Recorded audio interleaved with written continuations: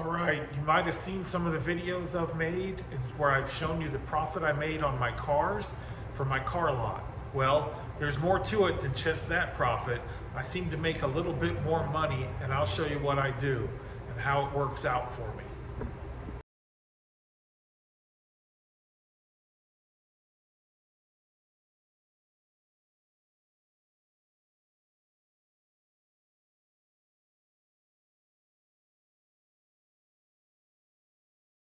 So you notice this background is a little bit different than the other one, and there is a little bit of an echo. And that is because I am actually in the transmission shop office today. As you know, I own an auto repair facility as well. And when I sell a car, I charge the car lot for what we did for work. And then transmission shop gets a little revenue from that. We don't just do transmissions, we do general repairs as well. And in order to keep the books balanced, I have to make sure that I'm collecting when I work on my car lot cars. So I sell my services at a deep discount to the car lot. It's actually legally two separate businesses. So the car lot basically just gets a really deep discount. I charge my car lot $75 an hour labor, where my shop's rate is $129, and I charge 20% markup on my parts, where my customer markup is 45%. Now, the only luxury I take out of this, aside from that great discount, is I don't pay these invoices until that particular car sells. And then that's when I pay my transmission shop. But I wanted to show you some of the cars we've worked on and show you where that extra little cushion comes into play. So like every business, software really makes a difference. This is Mitchell 1. It's our transmission shop, auto repair shop software. It dictates to us how many hours to bill. It lets us find parts and get them ordered and incorporated into our invoice and all that fun stuff. So let's just take a quick look here. If we go to work in progress, let's pick out this one of mine, Honda Civic, okay? Now this will be hard to see on the screen, but you'll just have to take my word for it. I'll zoom in on the important parts. So this is my 2006 Honda Civic that we bought. It has my dealer's information in it. And then let's go to the work order part, which is right here. This is everything that we've done to this car.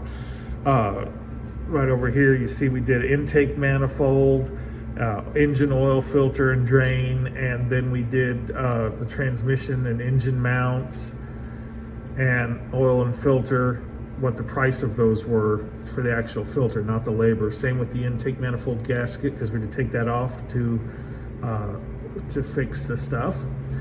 And it tells me right down here that $829 is what my car lot owes my transmission shop for the repair. And again, this car's not up for sale yet, it's coming. But once this car sells, I will pay this invoice to my shop. And I have a separate line item on the shop's P&L for wholesale work. And that includes my car lot and a few other customers that we build for on a wholesale level. Let me see if I can zoom in here now to the important part. I'm going to go to this button that says Options. And let me see if I can find it here. All right, right in the middle of that box there is check profit. Move this over a little. So you'll see there that I've charged myself $803.52. And then it has a breakdown of what labor costs me and parts cost me and what my profit is going to be. So although it's a separate company, my shop is going to make a $308 profit. So when we finally sell this Civic, we'll have the car lot's profit of however many dollars we make. But then, even though it's a separate company, for me, I will have a profit for that job on my auto repair side of $308.82. So different shops do it different ways, different car lots do it different ways. Some of these car lots, they have a direct employee and he's just a line item on their P&L statement for labor, and they have a line item for parts. and that's just how it works for them. They don't make a separate invoice. They don't farm the work out to another company. This is the way I've decided to do it. It works well for me. How do you do it? What if you own a car lot? What are you doing? Are you farming everything out to a subcontractor, or do you have an in-house guy that does your work? How are you getting your cars fixed and sold? That's the important question. Anyway, probably not my most exciting video, but a lot of people have asked how I do my repairs, so I thought I would break down for you how I do it. Again, a lot of people that own a little car lot, they'll have a guy, he'll be a direct employee, he'll be on their P&L statement just under labor. What I like about this system is by doing it per car, I have a way to track my time and expense per car. If he was a line item, I would have to only include the parts. If I was just doing it in-house, I would have a parts recommendation for what it costs, because those parts will have been bought for that car. But it would be harder to decide how much labor went into fixing that car and how much I truly made.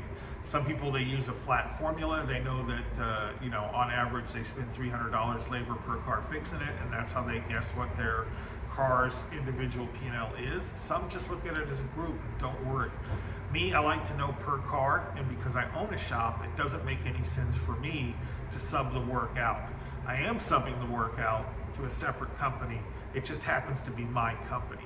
So I have a lot of videos about behind the scenes at my used car lot and things we do, where we source our cars, fixing our cars in some cases, what we made per car in some cases. If that's something that interests you, I'd certainly appreciate you checking out that playlist. It's called Behind the Scenes of a Used Car Lot. And give me a comment, a like, a subscribe. I really appreciate y'all's support. Y'all have a great day.